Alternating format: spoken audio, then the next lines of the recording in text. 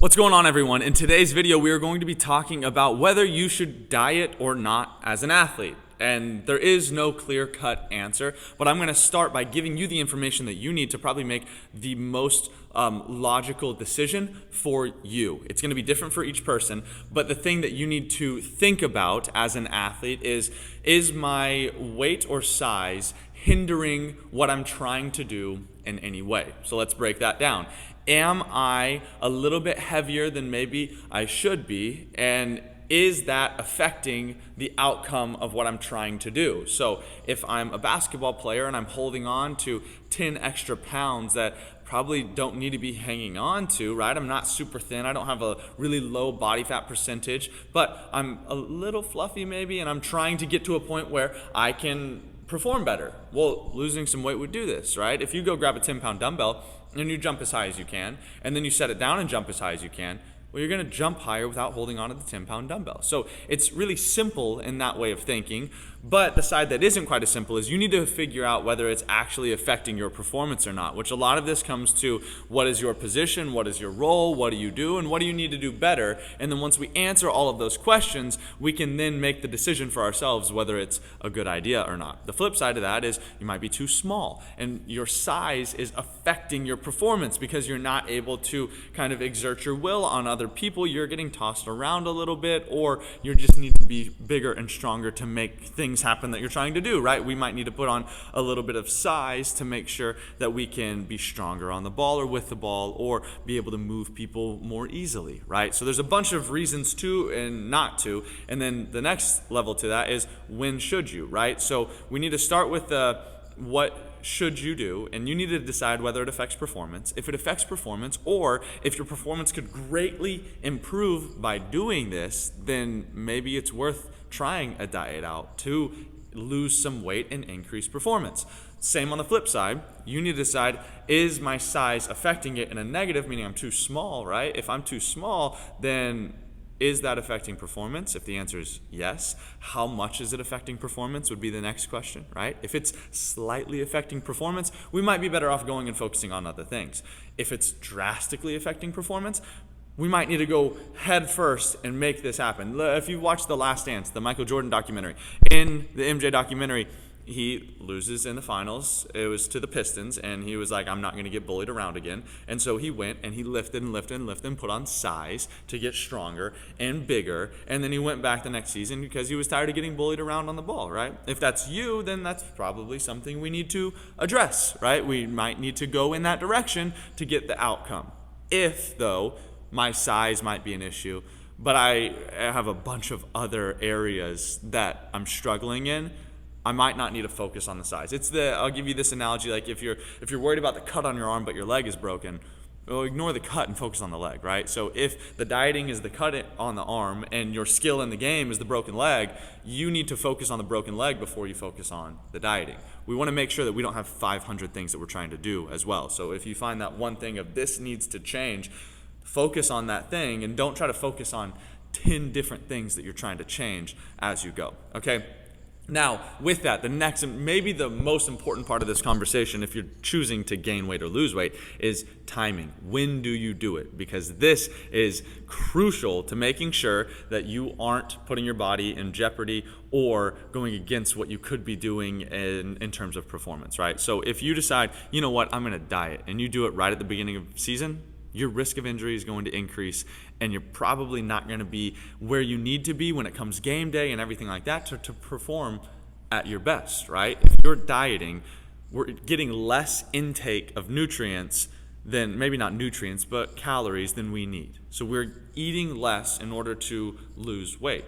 With that means our body is less apt to perform at a high level. So if that happens and my body's having to use the fat stores I have in my body to produce energy, that's a little bit tougher of a process than just using the honey bun you ate before a game, right? Like if we do that, our risk of injury is going to go up as well. So by not eating as much, because that's what's going to happen when we're dieting, my energy levels and my performance levels might go down slightly. And then on top of that, my overall injury prevention is going to not be at a high, right? We're going to be way more predisposed to possible injuries because we're at a caloric deficit. Same thing kind of applies when we're in a surplus. A little bit less extreme right here if we're eating more than we're burning, so we're trying to gain some weight. Things that we might see with this, we want to be doing this in an area where we can stay well trained. If we think about it over a 6-month period, let's say you put on 8 pounds, 10 pounds, all right? If you did that over a 6-month period, are we maintaining our speed and explosiveness while doing that? Because while we put on size, and that's great, we need to be sure that by putting on that size, we're not jeopardizing our speed. If you're a soccer player and you think, I need to put on 10 pounds of weight, of muscle, of strength, that's that 10-pound weight that we tested at the beginning, jumping and running, right? It weighs us down a little bit. So are we still training all of these areas to make sure we're not losing what we already had, right? So if you think about this, if you're in like a weightlifting, you're like, man, I want to get super strong, I want to get my bench press up, but then you go into a caloric deficit.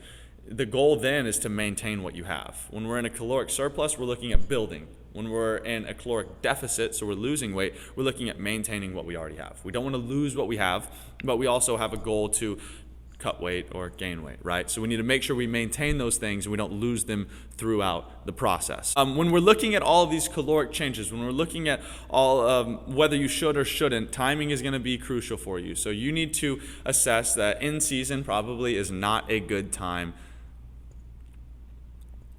So when we're looking at this, when should you diet? Well, if you're looking to cut and lose some weight, you should be doing that at the beginning of off season, right? So you should finish with your season ends, and then you should go into, for the next 2-3 months, however much time you have allotted to when you start everything back up again, you need to focus on, I'm either losing weight or I'm gaining weight in this time. That's going to be time where you don't have the high stress of games consistently and you don't have to be ready to go on a weekly basis at a high level. So your workload can be down a little bit and you can focus on maintaining and developing the things you need to while going through that caloric deficit. We want to make sure that if we're in a caloric deficit, so we're losing weight, we're not putting our body into really strenuous and stressful and high volume days. We want to make sure that we're taking care of our body, we're doing what we need to do to maintain, but we're not overdoing it at that time.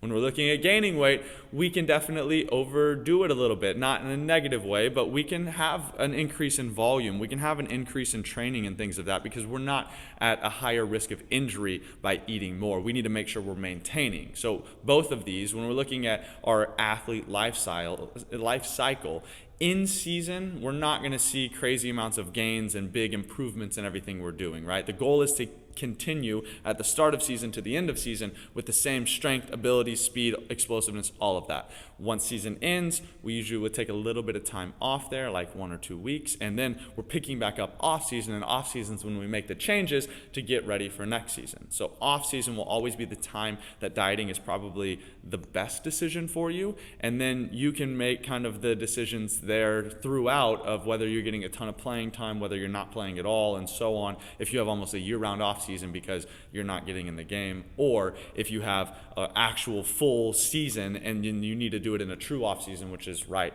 after the season has ended. So whether we diet or whether we don't, you need to decide whether that affects your performance or not.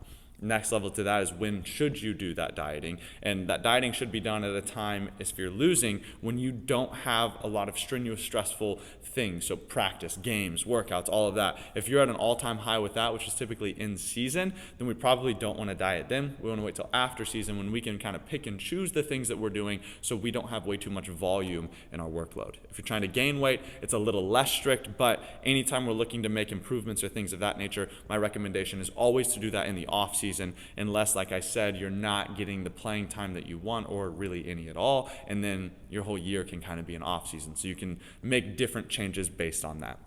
That is it for the video. If you have more questions on this, please comment them below. Send us a message, send us an email, whatever you want to do. We will be happy to answer it, to give you the advice you need to make sure you're getting where you need to be. We'll make another video at some point about dieting, how you should go about it, what you should do, what diets are great versus not, and so on and so forth. Because as an athlete, you have to realize you're different than the general population. You have to do things differently than the general population because your overall workload and stress and all that, and when I say stress, I mean stress on the body, not mental stress, which both of those come into play. But you have a lot more going than just Joe Blow that's walking around doing some stuff, right? So you need to go about things differently than your parents, friends, and all that stuff, right? Even friends of yours who aren't athletes. So you're a different breed, which means you have to conduct yourself in that way. That is all for the video today, though. If you enjoyed this video, give it a like. Again, if you have questions, comment them below. Subscribe to the channel for more, and we will see you next time. Peace.